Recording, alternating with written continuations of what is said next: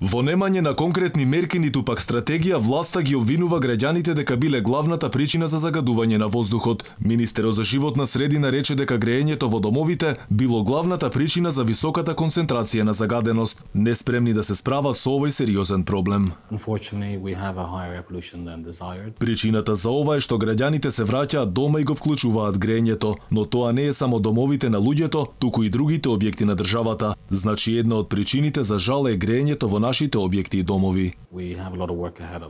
И додека граѓаните постојано алармираат по социјалните мрежи дека е неподносливо, тоа никако да стигне до власта која вели дека работеле на случајот. Оттаму пак се правдаа дека ситуацијата била под контрола и дека имало подобрување, иако на терен не може да се види никаков ефект. Велат проблемот не можел да се реши за кусо време. Зошто и натаму прсто се вперува во народот, кога граѓаните упорно апелираат и по социјалните мрежи и онаму каде што имаат пристап, дека за жал државата не доволно работи за ситуацијата, барем малку повторно ќе споменам да се ублажи од актуелното случување. Сите анализи покажуваат дека и тоа е дел од проблемот. Значи, начинот на кој што домаќинствата се загреваат, не залудно се оние проекти, замена на стари печки, подобрување во тој дел за да се заменат со горива кои што нема да ја загадуваат животната средина.